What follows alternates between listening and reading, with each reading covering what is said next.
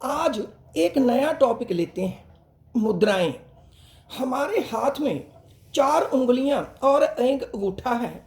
ये पांचों हमारे शरीर के 5 तत्वों अग्नि, वायु, आकाश, पृथ्वी और जल का प्रतिनिधित्व करते हैं।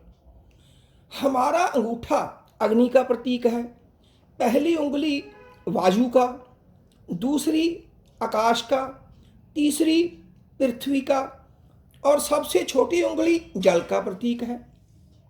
अब अगर हम अपने दोनों हाथों की उंगलियां और अंगूठे को एक दूसरे से मिला भर के और इस स्थिति में 15 से 45 मिनट तक बैठ जाएं, तो हमारे शरीर के अंदर जिस तत्व की कमी या अधिकता है वह संतुलित हो सकती है।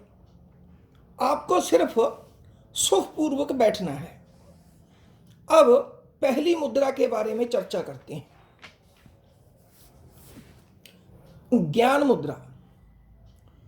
किसी भी ध्यान आसन में बैठकर हाथों को घुटनों पर रखकर तर्जनी अर्थात पहली उंगली के पहले हिस्से के अंगूठे के पहले हिस्से से स्पर्श कराएं। बाकी उंगलियां खुली हुई सीधी ही रहेंगी।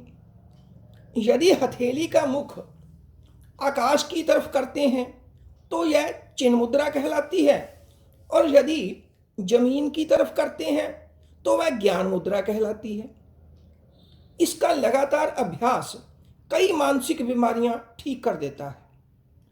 कई शारीरिक बीमारियां जैसे नींद ना आना, चिड़चिड़ापन, क्रोध, स्मरण शक्ति का कम होना में भी ये बहुत लाभदायक है। अगर ध्यान के समय ये पूरा समय ही मुद्रा लगाई जाती है तो इसका उपयोग इससे भी अधिक है। अब आते हैं दूसरी मुद्रा, वायु मुद्रा पे। शरीर में यदि वायु की अधिकता हो जाए तो कई प्रकार की बीमारियां हो जाती हैं, जैसे हाथ पैरों का कंपना, लकवा, गठिया, सिर दर्द, हृदय विकार। अब इसे करना कैसे है? तर्जनी उंगली अर्थात पहली उंगली को मोड़कर अंगूठे की जड़ पर रखें।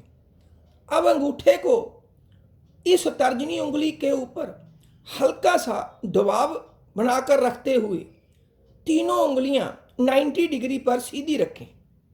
यह मुद्रा वायु दोष को दूर कर देगी और शरीर में वायु नियंत्रित हो जाती है।